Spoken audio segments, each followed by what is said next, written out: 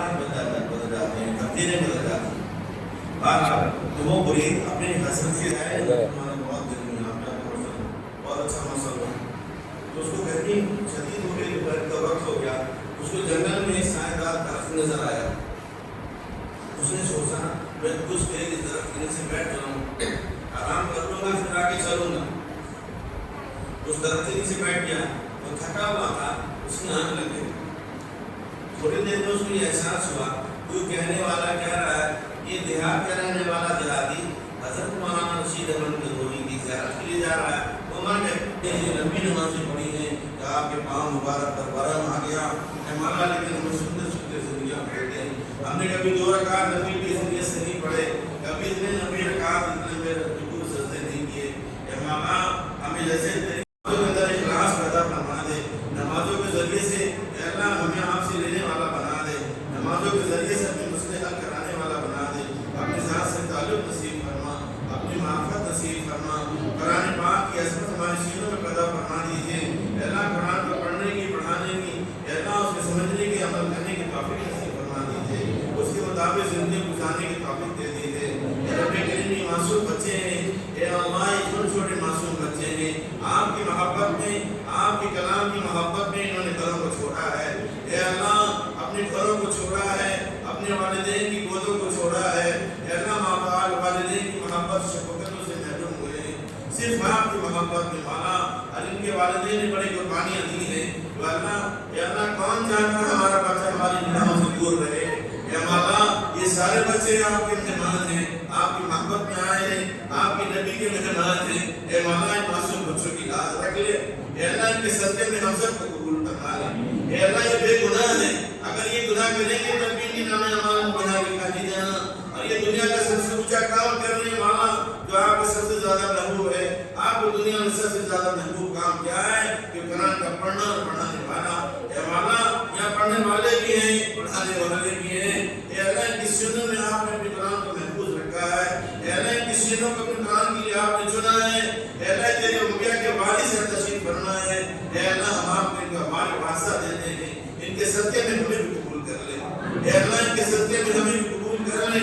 हमें उल्मा से मोहब्बत पैदा फरमा दे, उल्मा की कदरदानी नसीब फरमा दे, उल्मा की सोबत में बैठने की तौफीक दे दे। इन बच्चों की बेहतरीन तरबियत फरमा दे, इनका इल्म फ़हम इल्म नाफ़े नसीब फरमा दे। हर बुराई से हिफाजत फरमा, हर खैर से माला माल फरमा। इन बच्चों को अल्लाह हाफ़िज़ बना दीजिए, आलिम बना दीजिए, मुफ्ती बना दीजिए, इनका दाई मुबल्लिग बना दीजिए। जो लोग इनसे मोहब्बत करते हैं, इनके ऊपर माल खर्च करते हैं, अपनी जानें लुटाते हैं, मौला ऐसे मौज़ून मामून को भी कबूल फरमा लीजिए। अल्लाह इसे मोहब्बत करने वाला हमें बना दीजिए। रब्बे करीम इन मासूम की बरकत से अल्लाह हम सबको कबूल फरमा, हम सब की तमाम खताओं को माफ़ फरमा, हमें अपने नेक बंदों में शामिल फरमा लीजिए। जिन नेक बंदों से आप मोहब्बत करते हैं, हमें भी उनसे मोहब्बत पैदा फरमा, उनकी सोबत में बैठने की तौफीक नसीब फरमा। मौला तमाम बुराइयों से हमें पाक फरमा दे। मौला तमाम बुराइयों को हमें खत्म फरमा दे। मौला हमें सारी जिंदगी अल्लाह एक उम्मत का तबका वह है जो नमाज नहीं पढ़ता। मौला एक उम्मत का तबका वह है जो नेक नमाज तो पढ़ता है, नेक अमाल भी करता है, कुरान पाक की तिलावत भी करता है, जिक्र अस्कार भी करता है, तेरे रास्ते पे वक्त भी लगाता है, हज उम्र भी करता है, लेकिन ज़बान से झूठ बोलता है। मौला बेईमानी करता है और धोखे देता है, अमानत में खयानत करता है, शिर्क बिदअत को फैलने का जरिया बनता है। मौला हमारी बुराई को खत्म फरमा दे।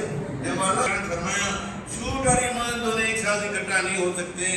मौला हमें झूठ जैसी बुराई से नफरत पैदा कर दे। अल्लाह झूठ जैसी बुराई से नफरत पैदा कर दे, कीमत और चुगलखोरी से बचा ले, अमानत में खयानत करने से बचा ले, वादा खिलाफी करने से बचा ले। ये सारे बड़े बड़े गुनाह हैं, अपने वालिदैन की नाफरमानी करने से बचा ले, पड़ोसियों को सताने से बचा ले। या मौला हमें गम पैदा फरमा दे, उम्मत की बुलंद पैदा फरमा दे। अल्लाह तेरे नबी की फिक्र थी हर दुनिया के अंदर बसने वाला इंसान जहन्नम से बचकर जन्नत में जाने वाला बन जाए। मौला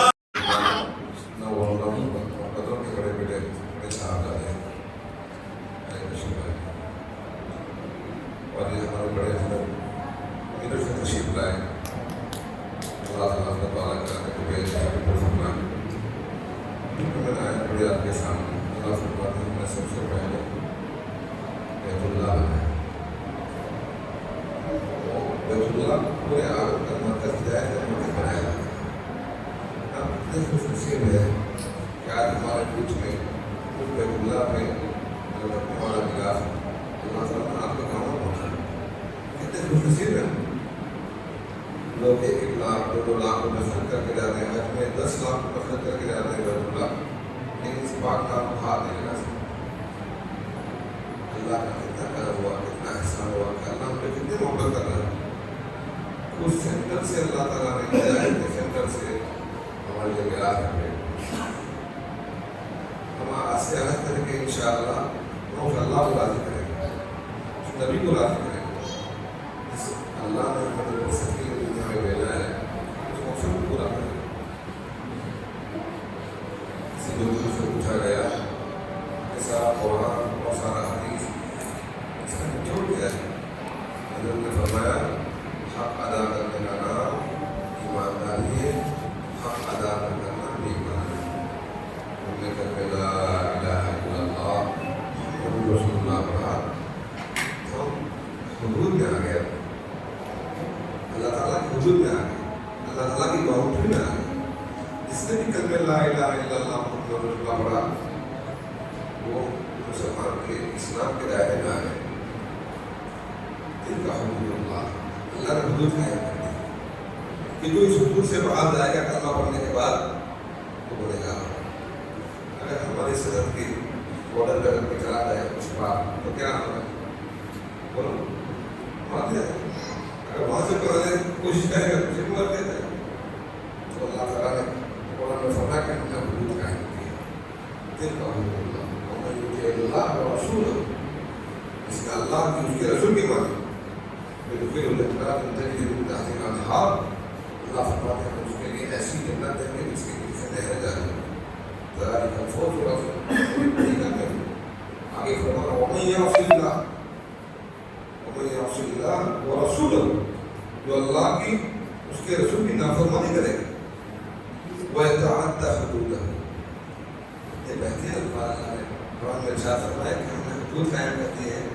اس حدود, اس باؤنڈری کی جو باہر جائے گا يُدْخِلُهُ النَّارُ خَالِدًا فِيهَا, ہم اس کو جہنم میں ڈالیں گے اور دردناک عذاب دیا جائے گا.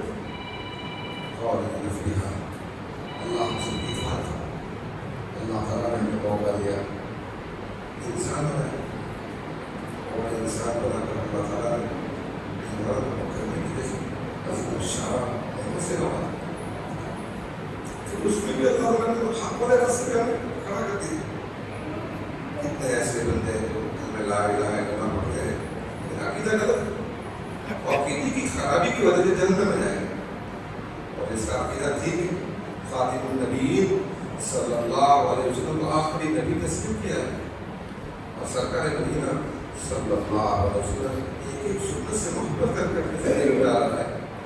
تو یہ کامیاب من احب سنتی, سرکار مدینہ صلی اللہ علیہ وسلم فرماتے ہیں اس نے میری سنت سے محبت ہے فقط احبت, اس نے مجھ سے محبت کی اور جس نے مجھ سے محبت کی کان معی فی الجنہ, جنت میں میرے ساتھ. کتنی بڑی خوشخبری ہے. پیارے آقا صلی اللہ علیہ وسلم سے آپ کی سنت سے محبت کرنے کا یہ صلہ ہے. آقا فرماتے ہیں جو میری سنت سے محبت کی جس نے وہ اس نے مجھ سے محبت کی اور جس نے مجھ سے محبت کی جنت میں میرے ساتھ. قرآن مجید میں ارشاد باری اللہ فرماتے ہیں قل ان کنتم تحبون اللہ, اے محبوب صلی اللہ علیہ وسلم آپ کہتے ہیں کہ اگر آپ اللہ سے محبت کرتے ہو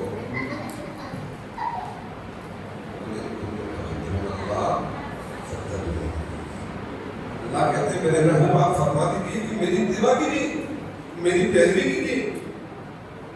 گاڑی کس کا مطلب ہے, کس کی سنت ہے, رسول اللہ کی سنت ہے. جو بندہ گاڑی نکالتا ہے ہر وقت اللہ کے اوپر لعنت برسے, اللہ کا عذاب برسے. اس کا پائجامہ ٹخنوں کے نیچے, صحیح حدیث ہے. اللہ تعالیٰ وہاں سے جہنم کے آپ سے گئے ہیں.